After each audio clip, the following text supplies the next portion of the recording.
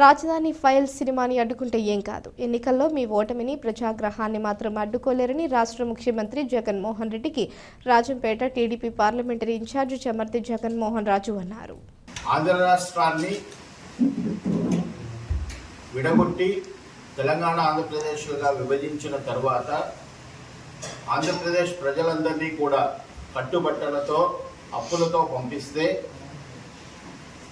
ఆంధ్రప్రదేశ్కు ఒక రాజధాని కావాలి, ప్రపంచవ్యాప్తంగా ఎక్కడ చూసినా ఎక్కువ ఆదాయం రాజధానుల నుంచే వస్తూ ఉంది కాబట్టి ఒక అద్భుతమైనటువంటి రాజధాని కట్టాలా అని ఆ రోజు ప్రభుత్వంలో ఉన్నటువంటి ముఖ్యమంత్రి చంద్రబాబు నాయుడు గారు నిర్ణయం తీసుకొని డబ్బులు లేకపోయినా కానీ ప్రపంచంలో ఎక్కడా సాధ్యం కానటువంటి ఒక గొప్ప కార్యాన్ని సాధించారు. స్వచ్ఛందంగా రైతులే ముందుకొచ్చి ప్రభుత్వం నుంచి ఒక రూపాయి కూడా ఆశించకుండా రాజధాని కోసం 34,000 ఎకరాలు ఇవ్వడం జరిగింది. స్వచ్ఛందంగా ఎటువంటి వివాదాలు లేకుండా, ఎటువంటి కోర్టు కేసులు లేకుండా స్వచ్ఛందంగా సేకరణ జరిగింది. బహుశా ఈ ప్రపంచంలో ఇది ఒక అత్యద్భుతమైనటువంటి ఘటన.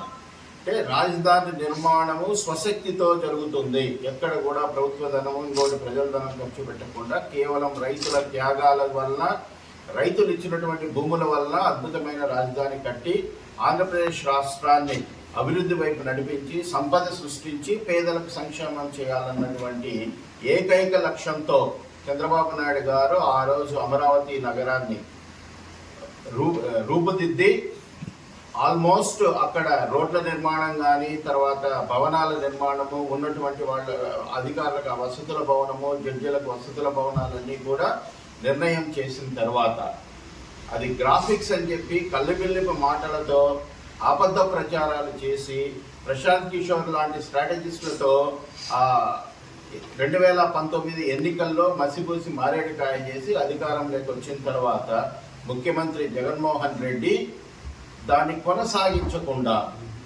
కేవలం రైతుల మీద ఆగ్రహంతో అది చంద్రబాబు నాయుడు గారు మొదలు పెట్టాలన్నటువంటి ఏకైక కుట్రతో, ఈర్ష్యా ద్వేషాలతో దాన్ని అటకెక్కించేసి ఒక కొత్త వివాదాన్ని తీసుకొచ్చారు. మేము 1 కాదు 3 రాజధానులు కడతాము. పోనీ 3 రాజధానులన్నా నిర్మించగలిగినారా? 3 రాజధానులు నిర్మించలేరు. అంటే 10 సంవత్సరాల కాలంలో రాజధాని లేనటువంటి ఏకైక రాష్ట్రంగా నిలిపినటువంటి ఘనత ఈ 5 సంవత్సరాల కాలాల్లో జగన్మోహన్ రెడ్డి పాలనలో జరిగింది. ఇది చాలా సిగ్గుచేటైనటువంటి విషయం. సరే, ప్రజల్లో ఉన్నటువంటి ఏ విధంగా రాజధాని అమరావతి నిర్మాణం జరిగింది, అమరావతి రైతులు ఏ విధంగా మోసపోయినారు, దగా పడినారు, అయ్యా మేము త్యాగం చేసినాము, ప్రభుత్వానికి ఇచ్చినాము, ఫలాని వ్యక్తులకు కాదు, తిరిగి మాకు అన్యాయం జరుగుతోంది అంటే కనుక అమరావతి రైతుల యొక్క ఉద్యమాన్ని ఉక్కుపాదంతో తొక్కి అవమాన పాలన చేసి తర్వాత మీరు పెయిడ్ ఆర్టిస్టులు అంటూ ఇంకో విధంగా మహిళలను చూడకుండా అవమానం చేస్తే అమరావతి రైతులు దాదాపు 4 సంవత్సరాలు ఉద్యమం చేస్తూనే ఉన్నారు. 4.5 సంవత్సరం పాటు ఉద్యమం చేస్తూ ఉన్నారు. ఈ విధంగా ఆంధ్రప్రదేశ్ రాష్ట్ర ప్రజలందరినీ కదిలించినటువంటి అంశం కావడంతో వాస్తవాలు వెలుగు తీద్దామన్నటువంటి దీనితో అమరావతి ఫైల్స్ అనేటటువంటి ఒక సినిమా నిర్మాణం జరిగింది.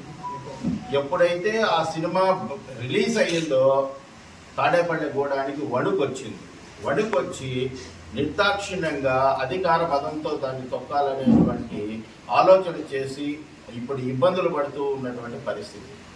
మేము అడుగుతున్నాం, ఒక సినిమాతో మీ జాతకాలు ఏమైనా మారతాయా? సినిమాతో జాతకాలు మారవు.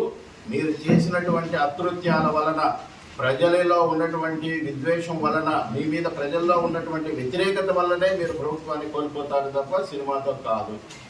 ఇవాళ అమరావతి ఫైల్స్ సినిమా చూసిన తర్వాత 34-35 వేల మంది రైతుల యొక్క త్యాగ ఫలాలు, వాళ్ళు పోరాటం అనేటువంటిది ప్రస్ఫుటంగా కనిపిస్తుంది.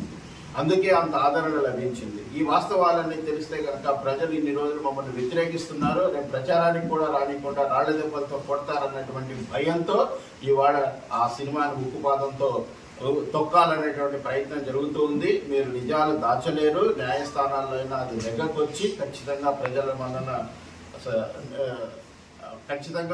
మన్నన పొందుతుందని మీకు అందరికీ తెలుగుదేశం